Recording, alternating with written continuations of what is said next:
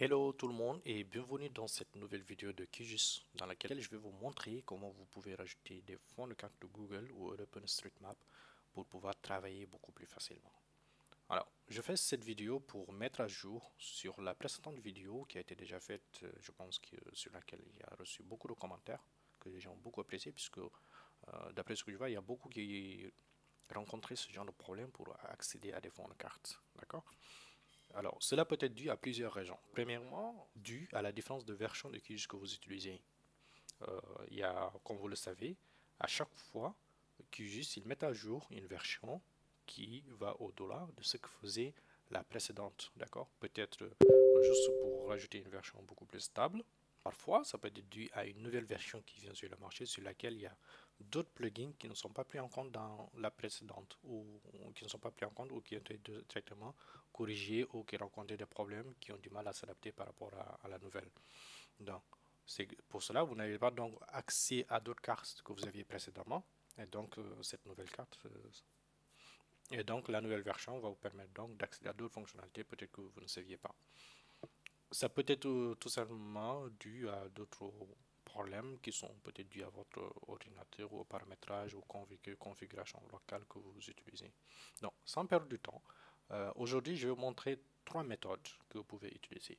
Les deux, peut-être que vous le saviez initialement, et la troisième quand même qui va être en plus, que peu importe la version de QGIS que vous utilisez, que je pense pourrait être un avantage qui vous permet de vous adapter au niveau de votre outil que vous utilisez.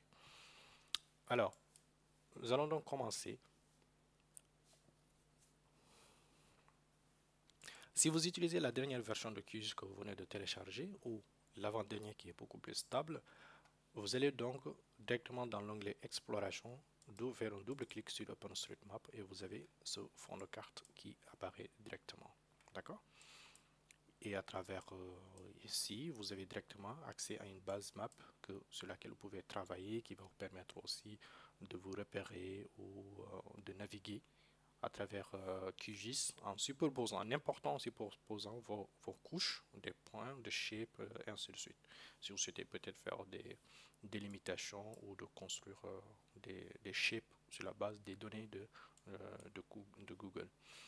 Et à partir de là, donc vous allez directement parcourir la zone en question et de sélectionner ce que vous souhaitez sélectionner. Alors, avant de passer à la deuxième méthode, je vais quand même vous inviter, comme traditionnellement, à vous abonner sur la chaîne, à participer sur cette chaîne.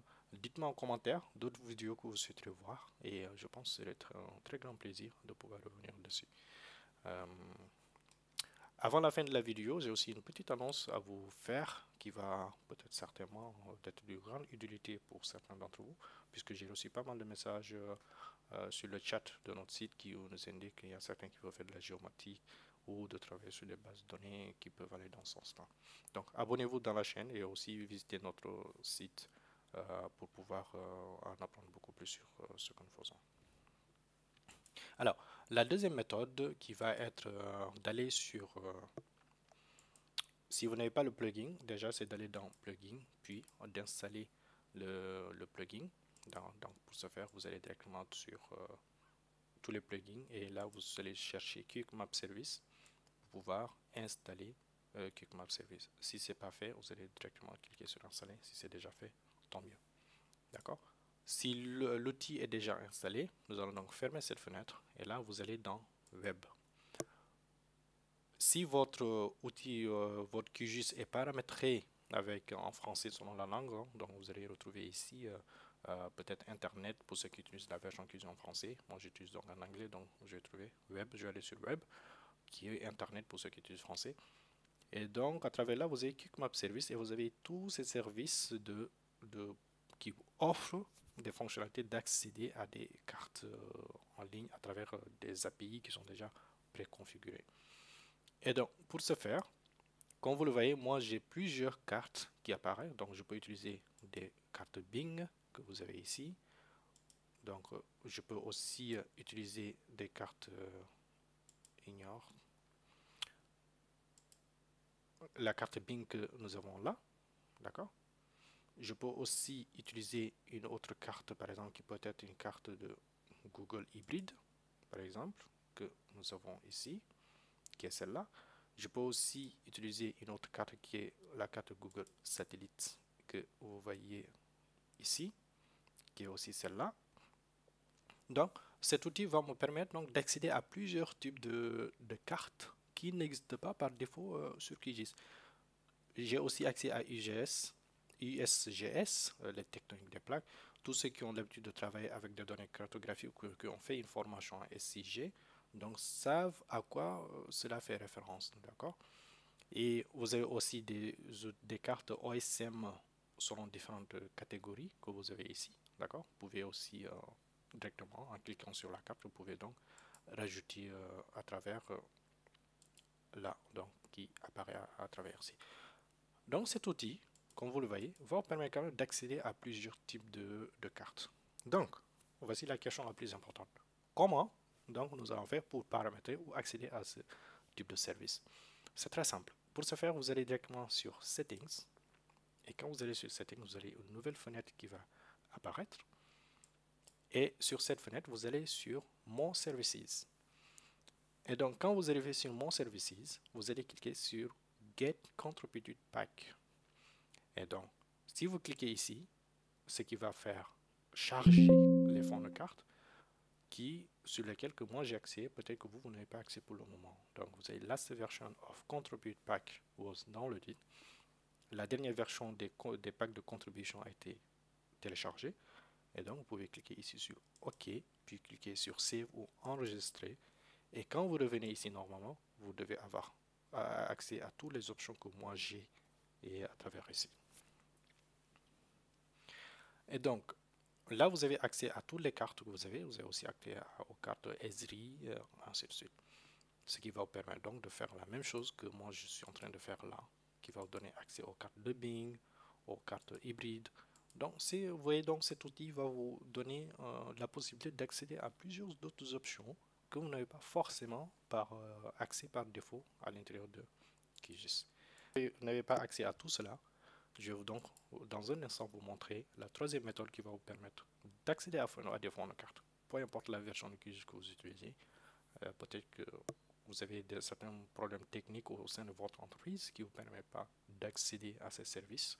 Peut-être des proxys, des pare-feux, ainsi de suite, qui n'arrivent pas à charger ces fonds de carte. Donc, la troisième méthode sera faite pour vous.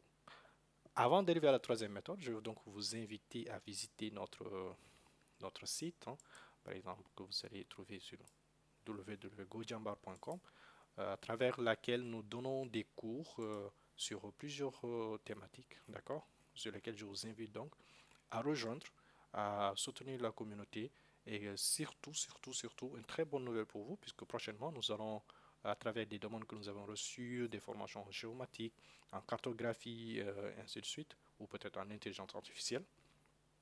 Ce sera l'occasion donc de vous inscrire, de voir tous à quoi cela ressemble et nous avons prévu déjà de produire pas mal de cours sur ce domaine-là et à travers lequel vous serez donc les premiers à être informés et de savoir à quoi tout cela ressemble. D'accord? Et donc, nous allons donc commencer sans tarder pour voir la troisième méthode qui vous permet d'accéder à ces cours, à ces cartes de QGIS, sur laquelle vous pouvez installer selon je sais pas les problèmes techniques que vous rencontrez. Donc pour ce faire, vous allez X, Y, Z, Tills, ici que vous avez là, vous allez faire un clic droit, New Connection ou Nouvelle Connexion. Et pour cela, nous allons donc rajouter ici mes nouvelles cartes.